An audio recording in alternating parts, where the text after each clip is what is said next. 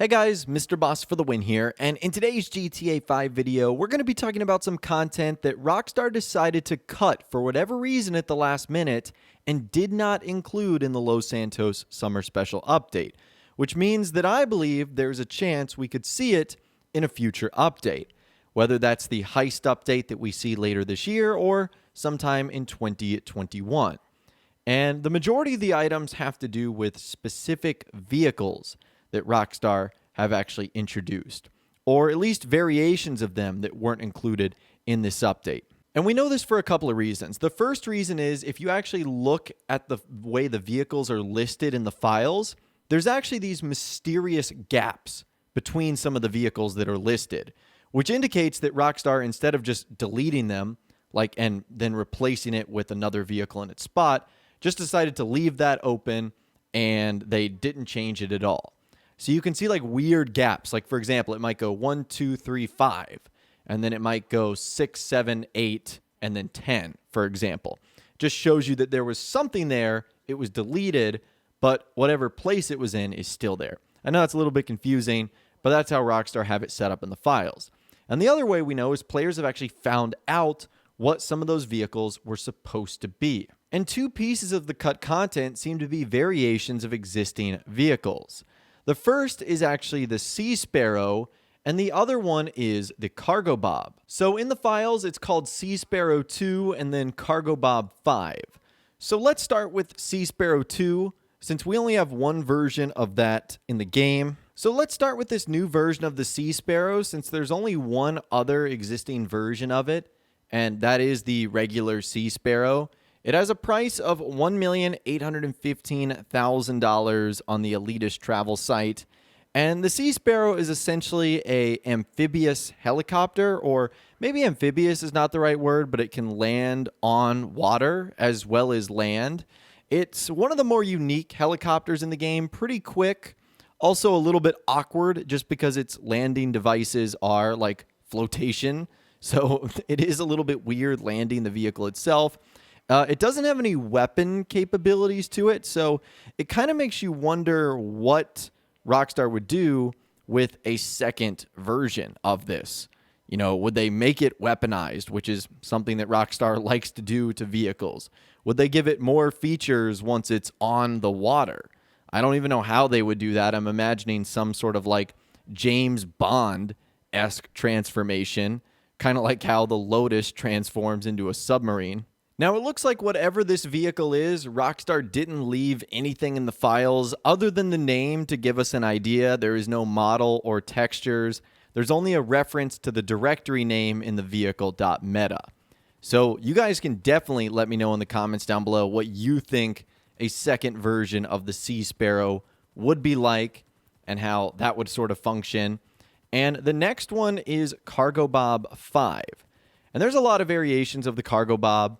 There's ones with different liveries on there. There's one used specifically for heist missions. So the Cargo Bob has always had the same function. There's just different variations for the ones you use in-game. And you have the regular version of the Cargo Bob, which is $1,790,000, and the Jet Sam version, which is just about $2 million at $1,995,000. So if there was a newer version of that with some type of different feature, I would imagine that it would be probably over $2 million, especially knowing Rockstar. And always my biggest complaint with the Cargo Bob is the hook always sucks. Like whether you're trying to pick up cars or objects or various items, like it's so funky and clunky. And I honestly really want them to use the one that we had in the very first heist mission.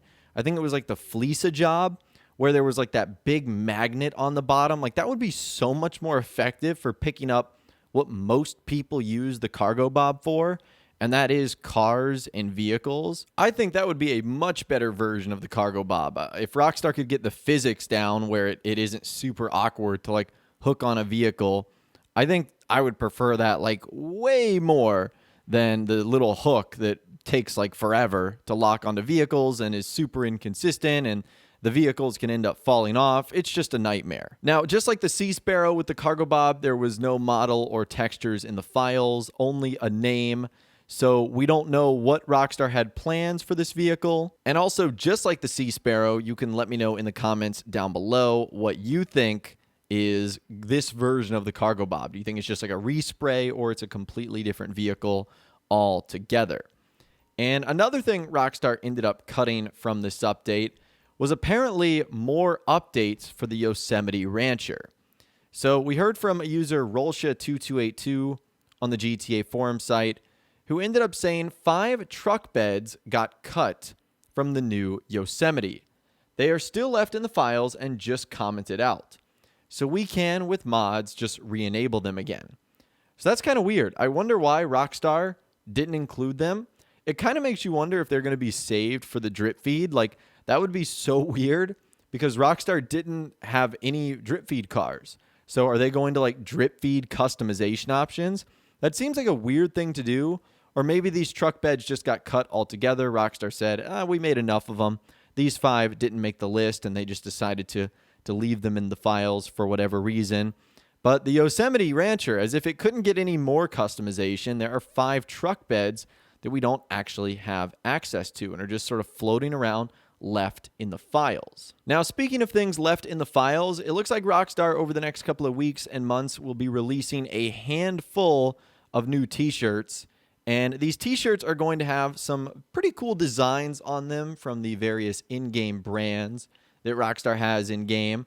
So I'll show them on the screen for you guys right now. You've got brands like Blaine County Talk Radio, iFind, Zit, Daily Globe Still Spinning, Six Figure Temps, Facade, My Room, Trash or Treasure, the TW at Internet Cafe, iFruit. I'm not sure what that like backwards WE is, Colt Stoppers, and the Vapors Den. So there's some cool in-game brands that we're going to be getting on T-shirts, hopefully over the next couple of weeks and months throughout the drip feed. Now, the last thing I want to talk about in this video today, because it is Wednesday, it is the final day of our event week. So take one last look at the Rockstar Games newswire to see if there are any last-minute bonuses, discounts, or sales that you do not want to miss out on, because all of them are expiring today on August 19th. So whether it's the exclusive reward for participating in the new business battles or saving a little bit of extra money on the yachts so that you can participate in the new missions, a Super Yacht Life, take advantage of them today because they will be expiring tomorrow on Thursday when the new event arrives. And there was a little bit of confusion regarding that because on the newswire, Rockstar said that everything ends on August 19th. But on the events page, it said everything ends on August 17th, which was actually Monday. So I don't know if Rockstar just extended the events, if that was just a typo.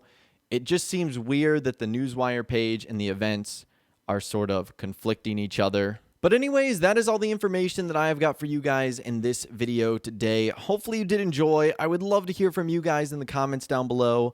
Let me know what you think about everything we discussed, including the cut content, when you think that might arrive into the game, if it will at all, and a whole lot more. If you guys did go on to enjoy this video, though, a like rating would, of course, be awesome. And be sure to subscribe to my YouTube channel if you are new, or you want to stay up to date on all the latest GTA and Red Dead Redemption videos that I'm doing here on my channel. And be sure to ring that notification bell as well. Sometimes YouTube just doesn't work, and if you ring that bell, you'll always be guaranteed to be notified when new videos arrive. But of course, as always, guys, thank you all so much for watching. Take care. I'll see you guys in the next video.